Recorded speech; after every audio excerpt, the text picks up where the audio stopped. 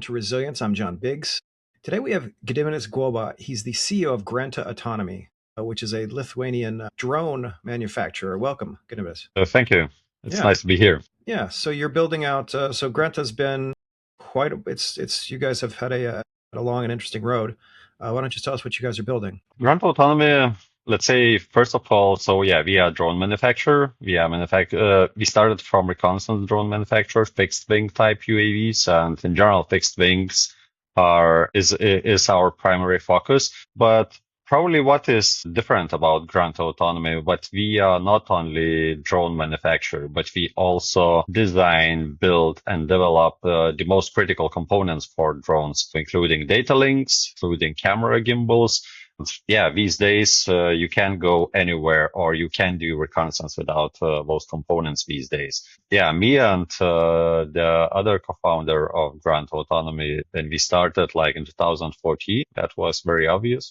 Russia is very good at electronic warfare. So that's why we started to work on data link, because we are engineers and this is in our kind of blood. So we started to work on data link. We started to explore electronic warfare content area. And yeah, later in 2022, after full-scale invasion, we started to send our UAVs to Ukraine with our data links, with our camera gimbals. We started to get feedback. Of course, we needed to do some extra development, a lot of development, let's say it in that way. But we proved that our data link works. We have jamming resilience. We still capable to do reconnaissance above Russian jammers, and even more, all our knowledge, all our expertise in UAVs allowed us to be one of those companies in Europe who still operate in Ukraine, because you probably know what most of the companies, they just were kind of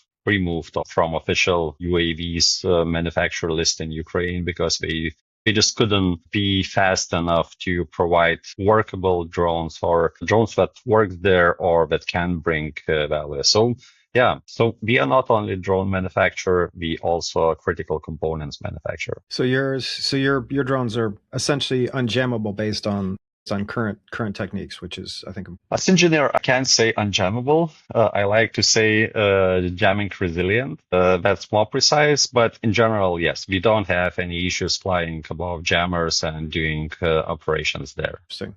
And so to be one of the few drone manufacturers that Ukraine allows is I mean, that's a heavy responsibility. What are you guys doing to maintain that technology for them? First of all, probably the most important thing, to be honest, with yourself. But if something doesn't work, that something doesn't work, and you need to do everything what needs to be done to improve the things. That was especially in the beginning. Yeah, we had many issues, many questions, many new feature requests, and so on, and we still get them. But at the same time, of course, all other things like having company there, having people in Ukraine, having engineers, support, service there, that's the most important. Because, yeah, you can send UAVs here and there from NATO countries to Ukraine back through the borders. That will take a lot of paperwork and time. So definitely having people there, having people on the front lines working there, engineers working there. Because, yeah, we as engineers, we are from Lithuania going to Ukraine. We are working there. We are exploring radio spectrum. We are exploring how enemy works and many, many other things just to better understand, okay, so what needs to, how we should develop our product, what we should do next, what is the most important priority is next. So yeah, presence there, working there, probably the most important things to be capable to provide a valuable asset. What do you think needs to be done for the current, I mean, the Iranian situation? It sounds like US and potentially some allies are going to be dealing with what's happening in Ukraine. What needs to be done on the drone front to make, quote unquote, bigger countries as resilient as Ukraine? That is a very good question, because,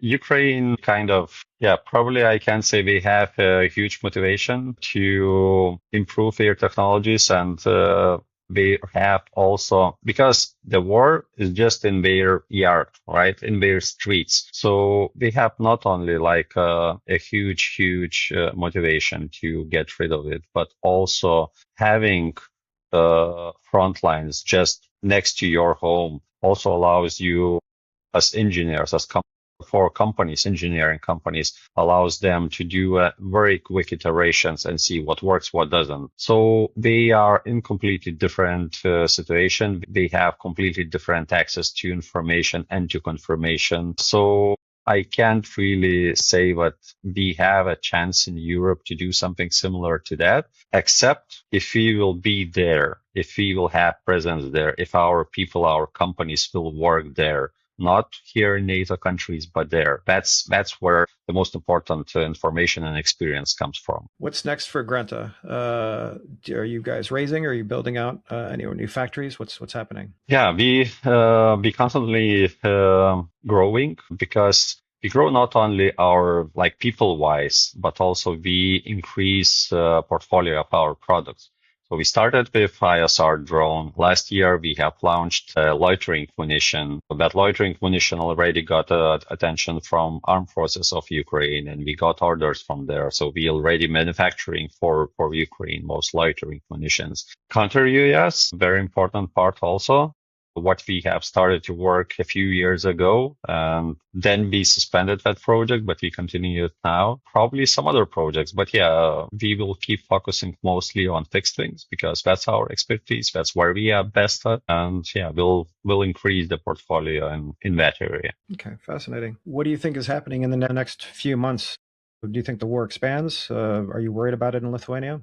Not for now, because yeah, it feels that Russia has a lot of job to do in Ukraine, and what we can do is just support Ukraine and, of course, learn from their lessons, but learning again, being there. So I don't think that Russia is capable to open another front, but what we see, and actually there were some predictions, right? But other countries can start doing something strange. Like, yeah, we have now a war with Iran.